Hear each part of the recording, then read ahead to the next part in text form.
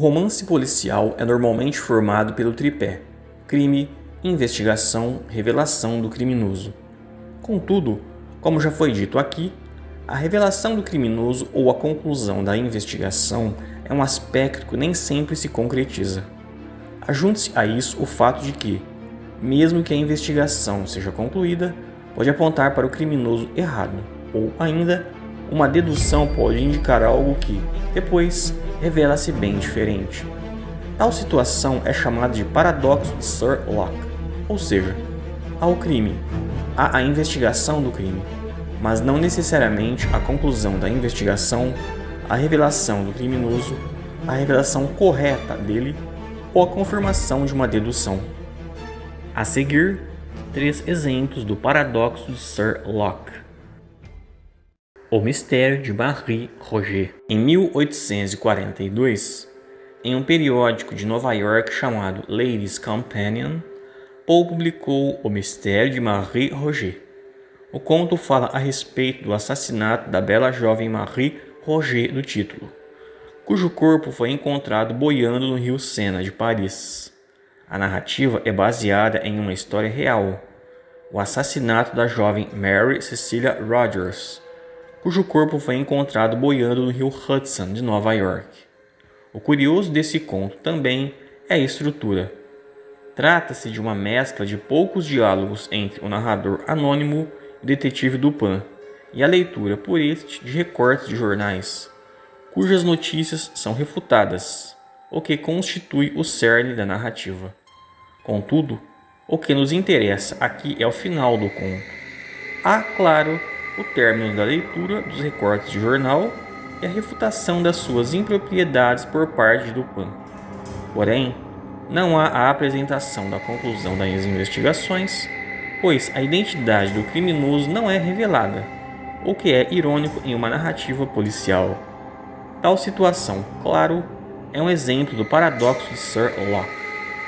Poe apresentou o mistério de Marie Roget, dizendo aos editores que havia resolvido o assassinato de Mary Cecilia Rogers.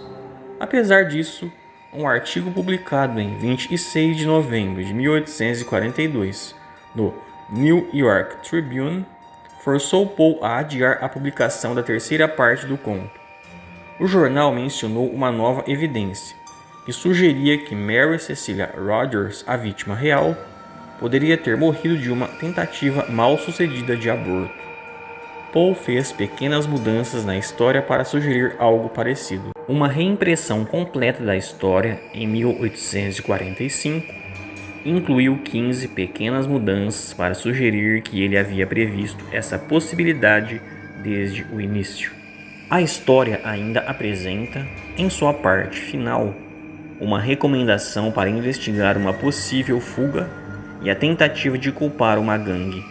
Em seguida, há, por parte dos editores originais do conto, a supressão do trecho em que Poe provavelmente ia apresentar a conclusão da investigação e, portanto, a identidade do assassino, além de uma nota explicativa.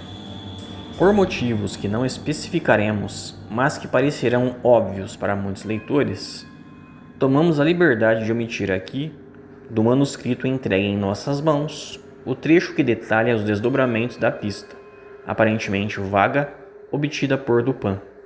Julgamos apenas aconselhável afirmar, em suma, que o resultado desejado foi obtido e que o comissário cumpriu de maneira pontual, ainda que com relutância, os termos de seu acordo com Dupin. O conto do Sr. Poe termina nos parágrafos que se seguem. Seguem-se, depois dessa nota explicativa, portanto, nas últimas linhas de O Mistério de Marie Roget, reflexões filosóficas por parte de Poe a respeito de Deus, do destino e das probabilidades. A Caixa de Chocolates. O conto A Caixa de Chocolates faz parte de uma antologia de Agatha Christie chamada Os Primeiros Casos de Poirot. Tal coleção, feita a partir de contos publicados pela primeira vez entre 1923 e 1935, foi lançada no Reino Unido em setembro de 1974 pela editora Collins Crime Club. Nela, o pequeno detetive narra a Hastings suas primeiras investigações, da época em que ele era um agente da polícia belga e não o detetive mundialmente famoso. No presente conto, Poe narra a Hastings um de seus fracassos. A bela jovem Virginie Ménard pede a Poirot que investigue a morte de Paul Déroulard, marido de sua falecida prima. Paul Déroulard era um deputado anticatólico e mulherengo. Virginie não acredita que Paul morreu de causas naturais, mas sim que foi assassinado. Na casa da idosa, doente e aristocrática Madame Déroulard, mãe de Paul, vivem, além dela, claro, 4 empregados, a própria Virginie e, na noite da morte de Paul, 2 visitantes. O Sr. Saint-Alard, um vizinho francês, e John Wilson, um amigo inglês. Poirot encontra, na cena do crime, uma caixa de chocolates aberta, porém cheia e intocada. Paul costumava comer alguns chocolates toda noite após o jantar. Na noite de sua morte, terminou uma caixa. Um dos criados recupera a caixa vazia. Poirot percebe que as tampas das 2 caixas, uma azul e a outra rosa, estão trocadas. Como somente Paul comia os chocolates, a nova caixa ainda não deveria ter sido aberta. O médico de Paul diz que ele e Saint-Alard haviam discutido fortemente naquela noite, o que poderia ser uma justificativa para a sua morte. Poirot encontra o farmacêutico local que havia preparado o colírio para o tratamento de catarata de Madame Déroulard. Encontra também o farmacêutico inglês que fizera a receita de trinetrina para John Wilson. Tal prescrição para Wilson consistia de pequenos tabletes de chocolate para abaixar a pressão arterial. Muitos tabletes de uma vez seriam fatais. Isso incomoda Poirot. Wilson tinha a oportunidade, mas não o motivo, enquanto que o Sr. Saint-Alard tinha o motivo, mas não a oportunidade. Virginie dá a Poirot o endereço de Saint-Alard nas Ardenas. Usando o disfarce de um encanador, Poirot invade a casa e descobre um pote vazio de pílulas de Wilson no armário do banheiro. Poirot aponta Saint-Alard como o assassino de Paul Déroulard e assim acredita que resolveu o caso. Madame Déroulard chama Poirot a Bruxelas.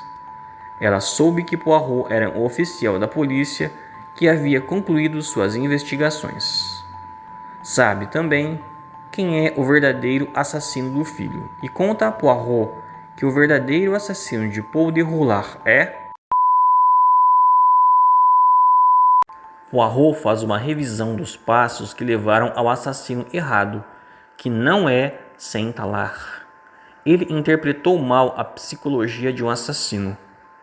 Pede a Hastings, então, que, sempre que ele parecer convencido, que lembre-o da expressão caixa de chocolates.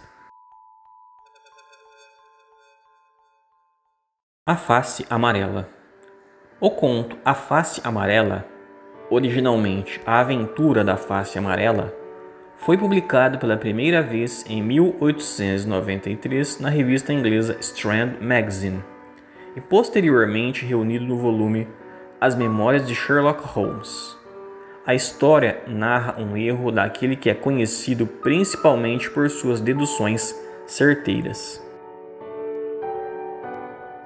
Sherlock Holmes recebe a visita do Sr. Grant Munro. Grant suspeita do comportamento estranho de Effie, sua esposa.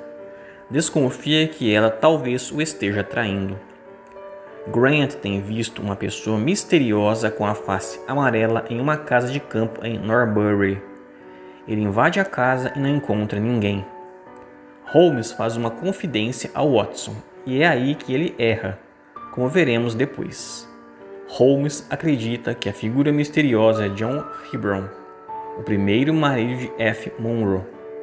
Ele afirma que o marido, tendo sido deixado na América, veio à Inglaterra para chantageá-la.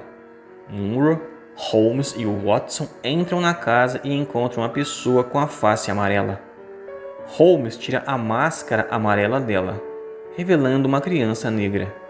A figura misteriosa é filha de F., com seu primeiro marido, John Hebron, advogado negro falecido nos Estados Unidos, e não o próprio John Hebron, primeiro marido de F, como afirmara Holmes, até porque John Hebron já havia morrido. F, sabendo que a filha agora estava viva e bem, mandou trazê-la à Inglaterra e a deixava aos cuidados de uma enfermeira. Daí as 100 libras que pedira a Grant. Ela escondeu a filha, pois temia que Grant parasse de amá-la se descobrisse que ela era mãe de uma criança resultante de um casamento interracial. Grant, contudo, passa a tratar a criança com afeto e continua a amar sua esposa. Holmes se desculpa por si e por Watson. Volta para casa e pede que, sempre que ele parecer autoconfiante demais, que Watson sussurre em seu ouvido a palavra Norbury. Não deixe de curtir, comentar e compartilhar este vídeo. Inscreva-se, ajude a divulgar este canal. Por enquanto é só, muitíssimo obrigado e até a próxima.